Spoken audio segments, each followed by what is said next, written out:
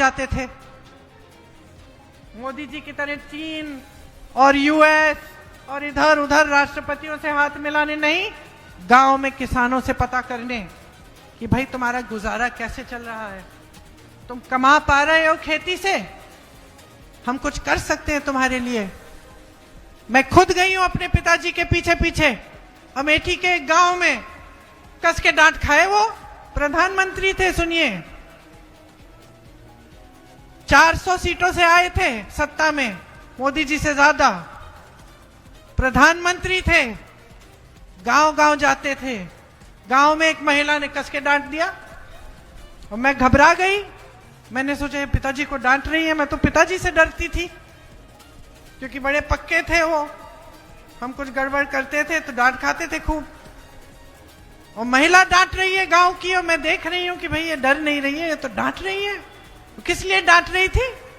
क्योंकि पिताजी 6 महीने पहले आए थे, उसने कहा था मेरी यहाँ पे मेरे लिए नल लगवाओ घर के सामने, और पिताजी ने हाँ कहा और अब तक नल लगा नहीं था। तो कहने लगी ठीक है राजीव भैया, प्यार तो बहुत करते हैं आपसे, लेकिन वोट नहीं देंगे अगर हमारा नल नहीं लगेगा।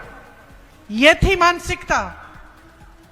और मैंने जब पिताजी से पूछा कि पिताजी वो तो महिला आपको डांट रही थी, आपको बुरा नहीं लगा? तो पिताजी ने कहा कि ये मेरा कर्तव्य है बेटी, और अच्छा लगा कि मुझे डांट पड़ी, क्योंकि इसका मतलब है कि इस महिला को अपने अधिकारों की समझ है, कि ये महिला समझ रही है कि ये सरकार, ये मंत्री, ये सांसद, ये प्रधानमंत्री उसके लिए काम करते हैं, वो समझ रही है। तो ये अच्छी बात है बेटा, इसमें घबराने की कोई बात नहीं है। ये एक समय की मानसिकता थी। ये मानसिकता महात्मा गांधी जी ने कांग्रेस पार्टी के हर एक नेता के मन में, व्यवहार में डाली। ये मानसिकता ही इस देश की राजनीति की नींव थी। और आज इस देश के प्रधानमंत्री आपके सामने आते हैं और फिजूल की बातें करते हैं, आपके विकास की बात नहीं करते, आपकी नौकरियों, आपके रोजगार की बात नहीं करते, यहां महिलाओं की सुरक्षा की बात नहीं करते। क्या बात करते हैं? मैं सुन रही थी कल उनका भाषण, कैसे कैसे शब्द बोल रहे थे, कट्टा, दुनाली, गोली, फिरौती, रंगदारी, हत्या, अपहरण, खून की नदियां, ये बातें, ऐसी बातें करनी चाहिए इस देश के प्रधानमंत्री को? शर्म आनी चाहिए उनको।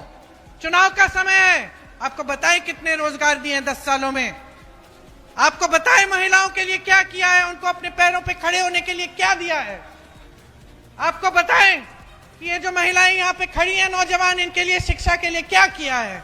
यहाँ पूर्णिया में अस्पताल क्यों नहीं है? अच्छा, एम्स क्यों नहीं लगवाया यहाँ?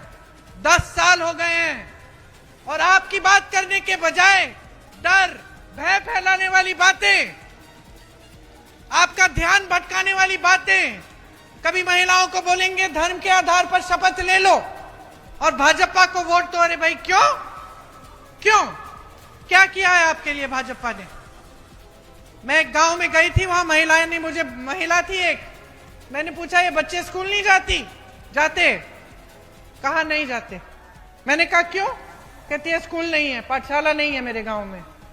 मैंने कहा अच्छा, बिजली है? कहती है नहीं है, खंबा लगा था 10 साल पहले, अभी बिजली नहीं आई। फिर मैंने पूछा पानी आता है इस नलके में? कहती है नलका तो लगा गए लेकिन पानी नहीं आता। तो मैंने कहा फिर किया क्या है आपके लिए सरकार ने? कहती है दीदी कुछ नहीं। मैंने कहा वोट किसको दोगे? विधायकी का चुनाव था यूपी में। कहती है मैं भाजपा के विधायक को फिर से दे दूंगी। मैंने कहा फिर से क्यों दोगी? कहा क्योंकि मेरे घर आए थे, दुरदुरिया किया, प्रार्थना की हमारे साथ, और हमसे शपथ खिलवाए हैं कि धर्म के नाम पर हम वोट देंगे। तो मैंने कहा ऐसे तुम वोट देती रहो धर्म के नाम पर, ना तुम्हारा धर्म बचाने का काम कर रहे हैं और ना तुम्हारा भविष्य बचाने का काम कर रहे हैं।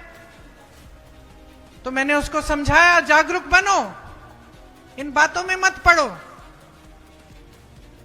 जो तुम्हारे लिए काम करेगा उसके लिए अपना वोट डालो।